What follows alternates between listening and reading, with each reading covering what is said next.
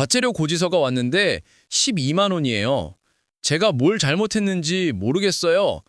어린이 보호구역에서 보행자가 없다고 우회전을 했다가 단속에 걸리신 거예요. 여러분도 이런 경험 있으시죠? 노란불 때 갑자기 당황해서 급브레이크를 밟거나 신호 위반 카메라가 번쩍하는 순간 심장이 쿵쾅거리거나 말이에요.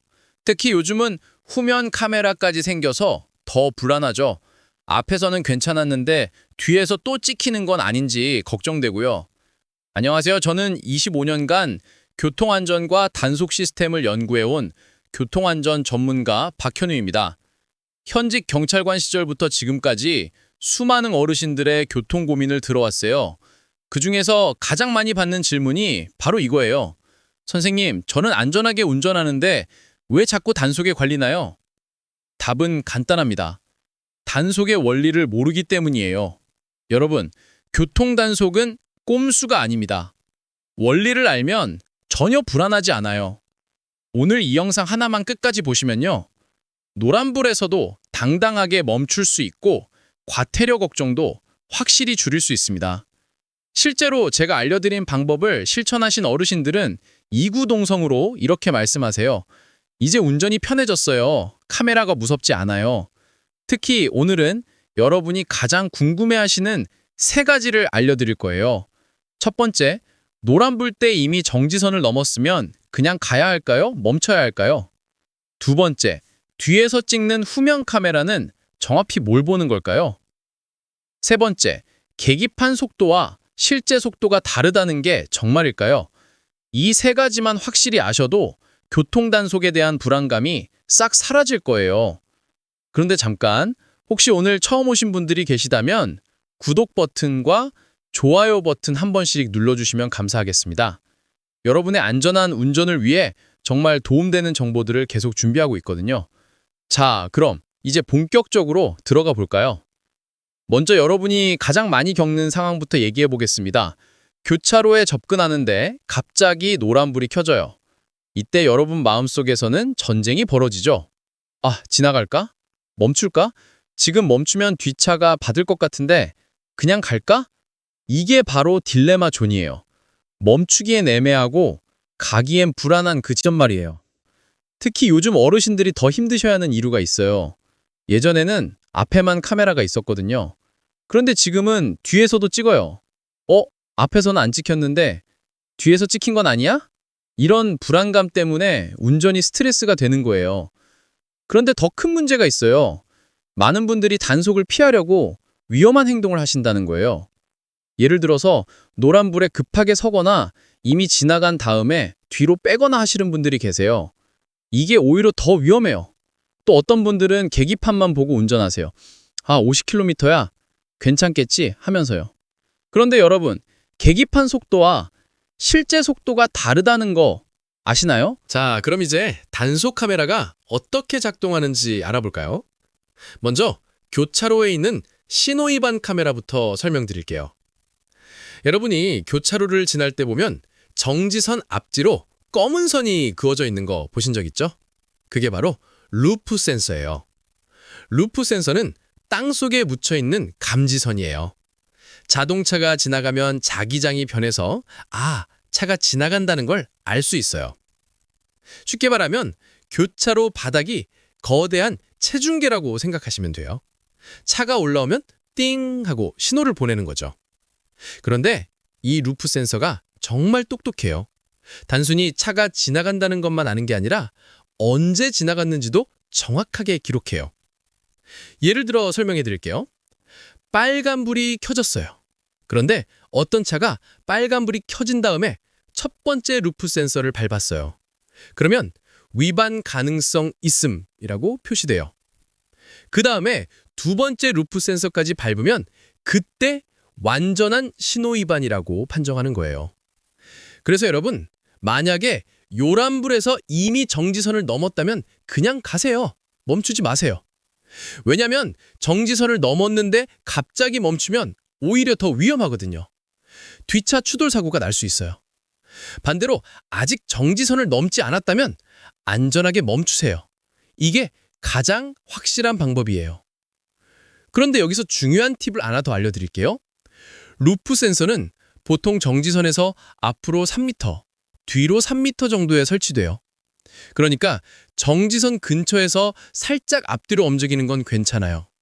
하지만 절대로 하면 안 되는 게 있어요. 후진하는 거예요. 내가 너무 앞으로 나갔나? 하면서 뒤로 빼시는 분들 계신데 이게 오히려 위험해요. 루프 센서라 또다시 감지할 수 있거든요. 그냥 정지선에서 조금 앞으로 나갔어도 그대로 있으세요. 빨간불에서 정지선을 살짝 넘은 것만으로는 단속되지 않아요. 자, 이제 속도 단속 카메라에 대해서 알아볼까요? 속도 단속 카메라는 크게 4가지 종류가 있어요. 첫 번째, 고정식 카메라예요. 길 옆에 서 있는 큰 기둥 말이에요. 이건 여러분도 잘 아시죠? 두 번째, 이동식 카메라예요. 경찰차나 승합차에 설치된 카메라로 여기저기 이동하면서 단속해요. 세 번째, 구간 단속 카메라예요. 고속도로에서 많이 보시는 건데 첫 번째 지점과 두 번째 지점 사이에 평균 속도를 재는 거예요. 네 번째, 후면 카메라예요. 이게 요즘 어르신들을 가장 당황시키는 카메라죠. 첫 번째 카메라에서 차량 번호를 찍어요. 그리고 시간을 기록해요. 두 번째 카메라에서도 똑같이 해요. 그 다음에 이 차가 10km를 6분에 갔네? 그럼 시속 100km야. 이렇게 계산하는 거예요. 구간 단속에서는 중간에 아무리 천천히 가도 소용없어요. 전체 평균 속도가 중요하거든요. 그래서 구간 단속 구간에서는 처음부터 끝까지 일정한 속도로 가야 해요. 중간에 휴게소에서 쉬었다고 해도 전체적으로 빨랐으면 단속돼요. 마지막으로 후면 카메라예요. 이게 요즘 가장 문제가 되는 카메라죠. 후면 카메라는 뒤에서 오는 차를 찍는 거예요. 앞에서는 괜찮게 지나갔는데 뒤에서 갑자기 찰칵하니까 깜짝 놀라시는 거죠. 후면 카메라가 생긴 이유가 있어요. 번호판을 가리는 차들이 많아졌거든요. 앞번호판은 가리고 뒷번호판만 달고 다니는 차들이요. 그래서 뒤에서도 찍어서 확실하게 단속하는 거예요. 하지만 걱정하지 마세요. 후면 카메라도 기본 원리는 똑같아요. 속도를 지켜서 가면 전혀 문제 없어요. 자, 그럼 이제 여러분이 정말 궁금해하시는 얘기를 해볼까요? 계기판 속도와 실제 속도가 다르다는 얘기 말이에요. 이거 정말이에요. 우리나라 법규에 따르면 계기판은 실제 속도보다 빠르게 표시되도록 만들어져 있어요. 예를 들어서 계기판에 시속 60km라고 나와도 실제로는 55km 정도일 수 있어요. 왜 이렇게 만들었을까요? 운전자들이 더 안전하게 운전하도록 하기 위해서예요. 하지만 단속 카메라는 실제 속도를 재요. 계기판 속도가 아니라 정말 얼마나 빨리 가는지를 재는 거죠. 그래서 계기판만 보고 50km야 괜찮아 하시면 안 돼요. 실제로는 55km일 수 있거든요. 그럼 어떻게 해야 할까요? 간단해요. 제한 속도보다 5km 정도 낮게 가세요. 제한 속도가 50km면 계기판으로 45km 정도로 가시는 거예요. 그러면 실제 속도는 40km 정도 돼서 안전해요. 그럼 너무 느리게 가는 거 아니야? 하실 수 있는데 전혀 그렇지 않아요. 실제로 이렇게 운전하시는 분들이 사고도 적게 나고 과태료도 안 내세요. 자, 그럼 이제 구체적으로 어떻게 운전해야 하는지 알려드릴게요. 먼저 교차로에서의 3단계 방법부터 설명드릴게요. 이거 정말 중요해요. 첫 번째 단계, 정지예요. 교차로에 접근할 때는 미리미리 속도를 줄이세요. 그리고 정지선에서 완전히 멈추세요. 에이, 차가 안 오는데 뭐하러 멈춰? 하시면 안 돼요. 특히 우회전할 때 그러시는 분들 많은데 이게 바로 단속에 걸리는 지름길이에요. 우회전이라고 해서 무조건 갈 수 있는 게 아니에요. 빨간불이면 일단 멈춰야 해요. 두 번째 단계, 보행자 확인이에요. 정지선에서 멈춘 다음에 주위를 살펴보세요. 보행자는 없는지, 자전거는 없는지 꼼꼼하게 확인하세요. 특히 어린이 보호구역에서는 더욱 조심해야 해요. 아이들은 갑자기 뛰어나올 수 있거든요. 세 번째 단계, 서행이에요. 보행자가 없다는 걸 확인했으면 천천히 출발하세요. 급하게 가지 마시고 서행으로 가세요. 이 3단계를 지키시면 우회전 단속에는 절대 걸리지 않아요. 그 다음, 구간 단속 구간에서는 어떻게 해야 할까요? 구간 단속에서 가장 중요한 건 일정한 속도 유지예요. 첫 번째 카메라를 지날 때부터 마지막 카메라까지 똑같은 속도로 가세요. 처음에는 천천히 가다가 나중에 빨리 가면 되겠지, 이렇게 생각하시면 안 돼요. 평균 속도로 계산하거든요. 예를 들어서 구간 제한 속도가 시속 100km라면 계기판으로 95km 정도로 쭉 가세요. 중간에 휴게소에서 쉬었다면 더욱 조심해야 해요. 쉬는 시간을 빼고 계산하는 게 아니라 전체 시간으로 계산해요. 그래서 휴게소에서 쉬었으면 나머지 구간을 더 천천히 가야 해요. 또 하나 중요한 팁을 알려드릴게요. 내비게이션 활용법이에요. 요즘 내비게이션은 정말 똑똑해요. 단속 카메라 위치도 알려주고 현재 속도도 보여줘요. 내비게이션에서 전방 200m 과속 단속 카메라라고 하면 미리미리 속도를 줄이세요. 그리고 내비게이션에 나오는 현재 속도를 보세요. 계기판보다 이게 더 정확해요. 하지만 내비게이션만 믿지는 마세요. 이동식 카메라는 내비게이션에 안 나올 수 있거든요. 그래서 항상 속도 표지판을 확인하는 습관을 기르셔야 해요. 자, 이제 절대로 하시면 안 되는 행동들을 알려드릴게요. 이거 정말 중요해요. 첫 번째, 후진하지 마세요. 내가 너무 앞으로 나갔나? 하면서 뒤로 빼시는 분들 계신데 이게 가장 위험해요. 루프 센서가 또다시 감지할 수 있고 뒷차 운전자도 깜짝 놀라요. 한 번 나간 건 그냥 그대로 두세요. 두 번째, 갑작스런 급정지하지 마세요. 카메라 보고 갑자기 끽 하면서 브레이크 밟으시면 안 돼요. 뒷차가 못 멈춰서 추돌 사고 날 수 있어요. 미리미리 천천히 줄이는 게 안전한 방법이에요. 세 번째, 번호판 가리지 마세요. 번호판만 안 보이면 되겠지 하시면서 종이나 천으로 가리시는 분들 계시는데 이거 불법이에요. 요즘은 후면 카메라도 있어서 어차피 소용없어요. 그냥 속도 지켜서 가는 게 최고예요. 네 번째, 어린이 보호구역에서는 1km 오차도 없다고 생각하세요. 일반 도로에서는 보통 10km 정도까지는 봐주는 경우가 많아요. 하지만 어린이 보호구역은 달라요. 시속 30km 제한인데 31km만 나와도 단속될 수 있어요. 정말 조심해야 해요. 다섯 번째, 사고 다발 지역에서도 마찬가지예요. 사고가 자주 나는 곳에는 이동식 카메라가 자주 나와요. 그리고 단속 기준도 엄격해요. 특히 비 나오는 날, 안개 낀 날에는 더욱 조심하세요. 자, 그럼 실제 사례를 몇 개 들려드릴게요. 먼저 김어르신 이야기부터요. 처음에 말씀드린 그분이에요. 김어르신은 어린이 보호구역에서 우회전하다가 단속에 걸리셨어요. 빨간불이었는데 보행자가 없다고 그냥 우회전하신 거예요. 내가 40년 동안 운전했는데 이런 적이 없었어요. 예전에는 괜찮았는데 왜 자꾸 그러냐? 예전에는 단속이 느슨했어요. 하지만 지금은 달라요. 특히 어린이 보호구역은 정말 엄격해요.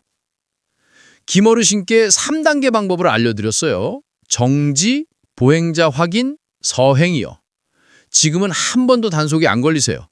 이제 운전이 편해졌어요 라고 하세요. 두 번째 사례, 박할머니 이야기예요. 박할머니는 고속도로 구간 단속에 걸리셨어요. 처음에는 천천히 갔는데 나중에 급하다고 빨리 가신 거예요. 나는 중간에 천천히 갔는데 왜 걸렸지? 구간 단속은 평균 속도라고 설명드렸어요. 처음에 천천히 가도 나중에 빨리 가면 평균이 높아진다고요. 지금은 처음부터 끝까지 일정한 속도로 가세요. 과태료 한 번도 안 나왔어요. 세 번째 사례, 최어르신 이야기예요. 최어르신은 내비게이션만 믿고 다니셨어요. 내비에서 단속 카메라 알려주니까 괜찮겠지? 그런데 이동식 카메라에 걸리셨어요. 내비게이션에는 안 나왔거든요. 앞으로는 속도 표지판도 꼼꼼히 보겠어요. 라고 하세요. 자, 여기서 잠깐 재밌는 얘기 하나 해드릴게요. 요즘 젊은 운전자들이 하는 말이 있어요. 앞에서만 줄였다 다시 바른 습관. 이제는 카메라가 다 기억합니다. 정말 맞는 말이에요. 예전에는 카메라 앞에서만 속도 줄이면 됐거든요. 그런데 지금은 달라요. 특히 구간 단속은 정말 무서워요. 마치 선생님이 시험 시간 내내 지켜보는 것 같아요. 중간에 커닝할 수 없죠. 그런데 여러분, 혹시 카메라가 어떻게 생겼는지 자세히 보신 적 있으세요? 많은 분들이 카메라니까 큰 렌즈가 있겠지 하고 생각하시는데 실제로는 그렇지 않아요. 요즘 단속 카메라는 정말 작아요. 휴대폰 카메라만한 크기예요. 그래서 못 보고 지나가는 경우가 많아요. 여기 카메라가 있었어? 하면서 나중에 발견하시는 분들 많으시죠. 그리고 또 재미있는 게 있어요. 카메라가 번쩍하면 깜짝 놀라시는 분들 계시죠. 그런데 그 번쩍하는 플래시, 낮에는 잘 안 보여요. 밤에만 보이거든요. 그래서 낮에 단속당한 걸 모르고 지나가시는 경우가 많아요. 나는 플래시 안 봤는데 하시면서 안심하시다가 나중에 과태료 고지서 받고 깜짝 놀라시는 거예요. 자, 그럼 여기서 퀴즈 하나 내볼게요. 노란불일 때 이미 정지선을 반 정도 넘었어요. 이때 어떻게 해야 할까요? 첫 번째, 급하게 뒤로 빠진다. 두 번째, 그냥 그대로 간다. 세 번째, 급브레이크를 밟고 멈춘다. 정답은 두 번째예요. 그냥 그대로 가는 거예요. 왜냐면 이미 정지선을 넘었으니까 뒤로 빼거나 급하게 멈추는 게 더 위험하거든요. 그런데 여기서 또 궁금한 게 있으실 거예요. 그럼 노란불에서 정지선을 넘으면 무조건 단속되는 거야? 아니에요. 노란불에서 정지선을 넘는 건 괜찮아요. 빨간불에서 넘어야 단속되는 거예요. 그래서 노란불에서는 안전하게 판단하세요. 멈출 수 있으면 멈추고 이미 가까이 왔으면 그냥 지나가세요. 또 하나 재미있는 사실을 알려드릴게요. 여러분, 혹시 단속 카메라가 항상 작동한다고 생각하세요? 실은 그렇지 않아요. 고장나거나 전원이 나간 카메라들도 많아요. 하지만 그래도 속도는 지켜야 해요. 언제 고쳐질지 모르거든요. 그리고 또 하나, 단속 카메라 옆에 작은 표지판이 있는 거 보셨어요? 거기에 과속 단속 중이라고 써 있죠. 법적으로는 그 표지판이 있어야 단속할 수 있어요. 표지판 없이는 단속 무효라고 보는 경우도 있어요. 하지만 그래도 속도는 지키세요. 표지판이 있든 없든 안전운전이 최고예요. 자, 그럼 이제 특수한 상황들에 대해서 알아볼까요? 첫 번째, 비 오는 날이에요. 비가 오면 더 조심해야 해요. 미끄러우니까 당연히 천천히 가야 하는 건 알고 계시죠? 그런데 여기서 중요한 건 단속 기준도 평소보다 엄격해진다는 거예요. 사고 위험이 높아지니까요. 그래서 비 오는 날에는 평소보다 10km 정도 더 천천히 가세요. 두 번째, 공사 구간이에요. 도로 공사 중인 곳에서는 임시 속도 제한이 걸리는 경우가 많아요. 평소에는 60km였는데 공사 중에는 40km로 바뀌는 식으로요. 이때 임시 표지판을 못 보고 지나가시는 분들이 많아요. 공사 구간에서는 특히 표지판을 잘 보세요. 세 번째, 터널 구간이에요. 터널에서는 속도 변화가 심해요. 터널 들어가기 전에는 빨랐는데 터널 안에선 느려지거든요. 그래서 터널 입구에서 미리 속도를 줄이세요. 터널 안에서 갑자기 줄이면 뒷차라 위험해요. 네 번째, 고령자 운전 표시를 한 경우예요. 고령자 운전 표시를 하시면 다른 차들이 배려해줘요. 하지만 그렇다고 해서 단속에서 봐주는 건 아니에요. 법은 모든 운전자에게 똑같이 적용돼요. 고령자라고 해서 예외는 없어요. 다섯 번째, 응급 상황이에요. 병원에 급히 가야 하는 상황이라면 어떻게 해야 할까요? 이때는 일단 안전을 최우선으로 하세요. 급해도 신호는 지키고 속도도 지키세요. 나중에 과태료가 나와도 응급 상황이었다는 걸 증명하면 취소될 수 있어요. 하지만 사고가 나면 돌이킬 수 없거든요.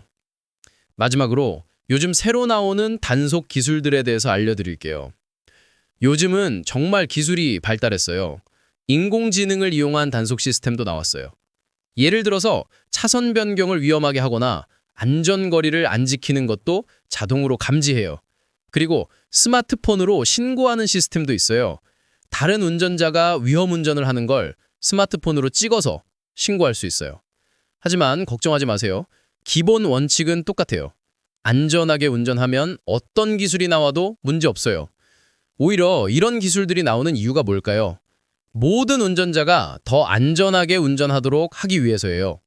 그러니까 단속을 피하려고 생각하지 마시고 안전 운전을 하자고 생각하세요. 앞으로는 더 똑똑한 기술들이 나올 거예요. 하지만 기본은 변하지 않아요. 신호 지키기, 속도 지키기, 안전거리 지키기. 이 세 가지만 지키면 어떤 기술이 나와도 걱정 없어요. 자, 여러분. 오늘 정말 많은 얘기를 했는데요. 핵심만 다시 한번 정리해 드릴게요. 첫 번째, 정지선 준수예요. 교차로에서는 반드시 정지선에서 완전히 멈추세요. 특히 우회전할 때도 빨강불이면 일단 멈춰야 해요. 정지, 보행자 확인, 서행. 이 3단계만 기억하시면 돼요. 두 번째, 속도 표지판 확인이에요. 내비게이션도 좋지만 직접 눈으로 속도 표지판을 확인하는 습관을 기르세요. 그리고 제한 속도보다 5km 정도 낮게 가세요. 계기판과 실제 속도가 다르거든요.